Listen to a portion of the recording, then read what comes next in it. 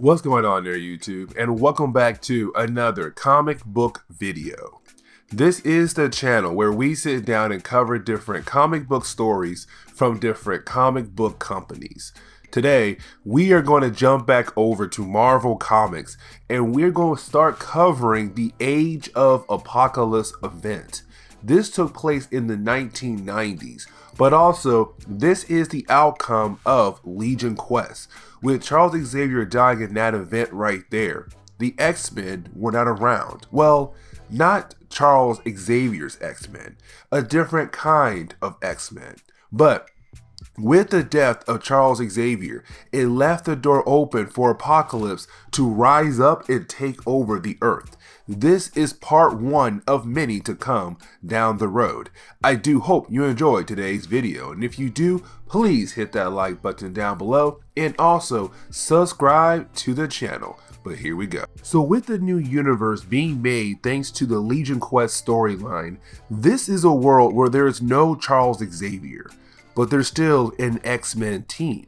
This time being led by Magneto. With the death of Charles Xavier, it actually did open a path for Magneto to be like Charles Xavier, which was to try to make a world where humans and mutants could live together, except of course it did not work. So instead of continuing to try, he actually went into hiding in the mountains and of course formed the X-Men team. Now quickly we learn about who is on Magneto's team, his X-Men team to be more exact, starting off with the idea that he had recruited his kids, because back then in Marvel Comics, Quicksilver and the Scarlet Witch were still known as his children and they were mutants. Also on the team, Colossus, Storm, Iceman, Jean Grey, and there is going to be another one joining here in a minute. This is his X-Men team, and one of the big differences between Magneto and Charles Xavier is that Magneto can actually join them in the battlefield and not just be on the sideline. Also, we see that instead of the Danger Room being the room that will train his X-Men team to get better, they actually called it the Killing Zone, which to me sounds more extreme. But that is the point. With Magneto, he trained his X-Men to be ready for certain death down the road. This is where we learn that the next member of the team is actually Wolverine, which of course makes sense. Magneto needs to show his X-Men team all the different kinds of threats that are out there in the world. These X-Men haven't been going out in the world doing different kinds of missions.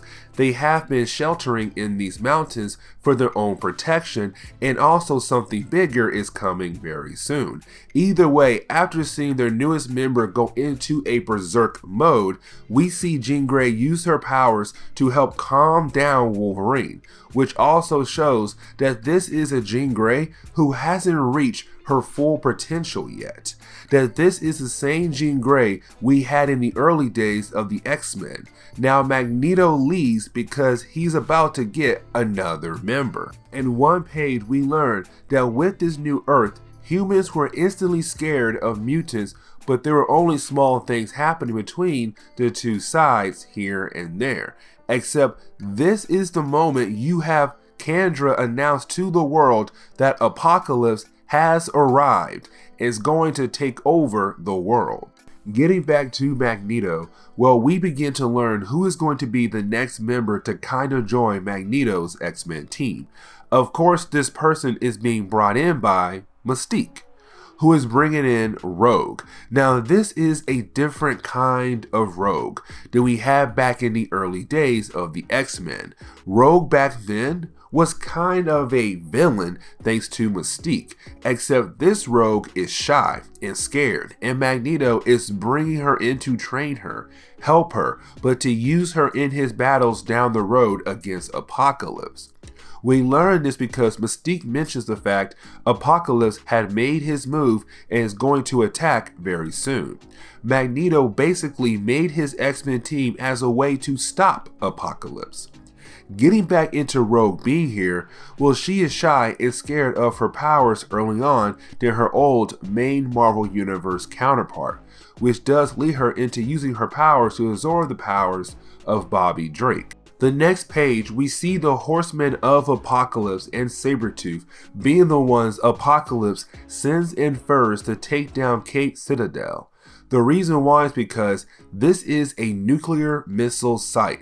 If Apocalypse is able to get these things, well, this will lead to Apocalypse being able to do heavy damage to the world right off the bat. Now you have Scarlet Witch showing Rogue around the base of the X-Men, showing Rogue what Magneto and the X-Men stand for, and how much all of this means for Magneto, then stating that this X-Men team by Magneto is built off the death of Charles Xavier.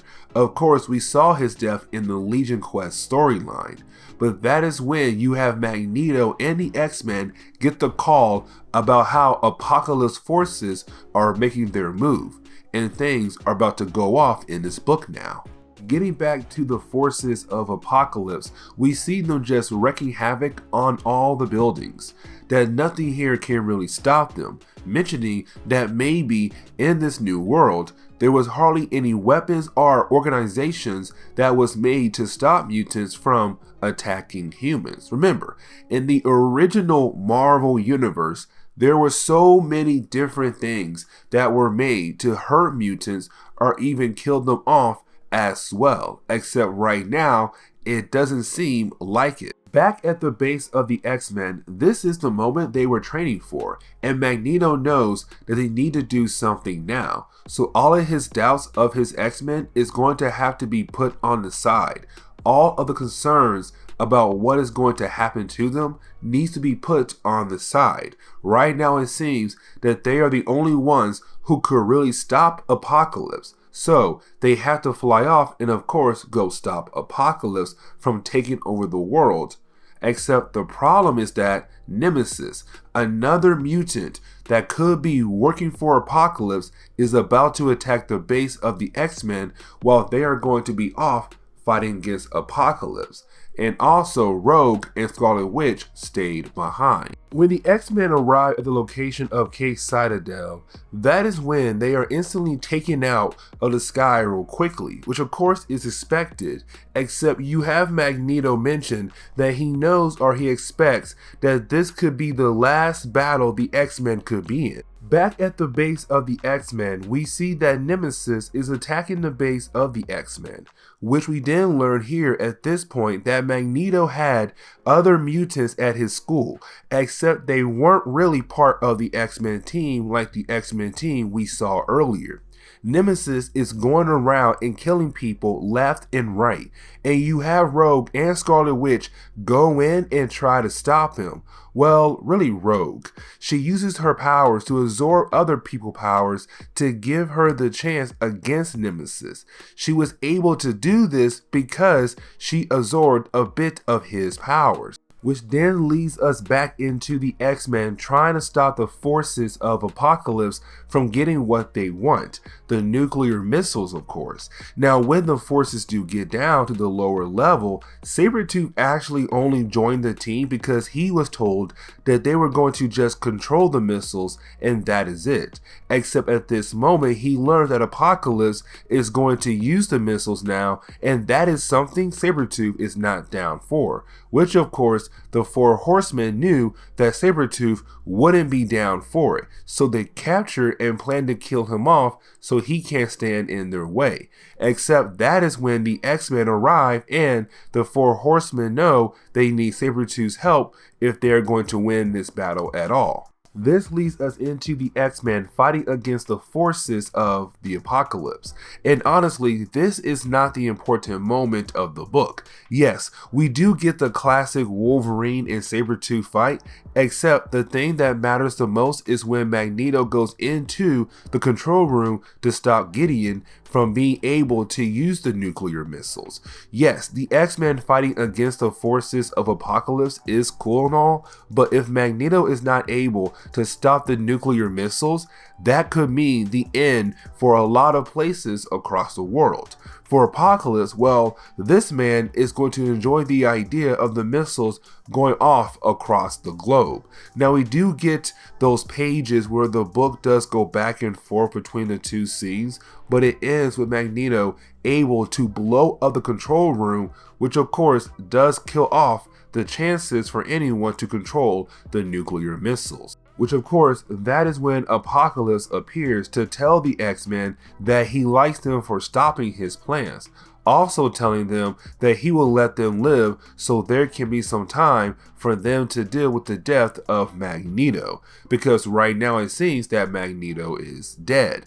Of course, he is not dead. He appears once Apocalypse has left. To the X-Men, they think they have won the battle and they can finally rest. Except that is when they get home to see that their base is destroyed, letting us know that Nemesis actually was able to make Rogue pay, not in killing her, but destroying the X-Men base, killing the other mutants that were living there thanks to Magneto, also killing Scarlet Witch as well, which that is when the X-Men come back to find her and see what has happened to her in the base, letting him know that his daughter is dead.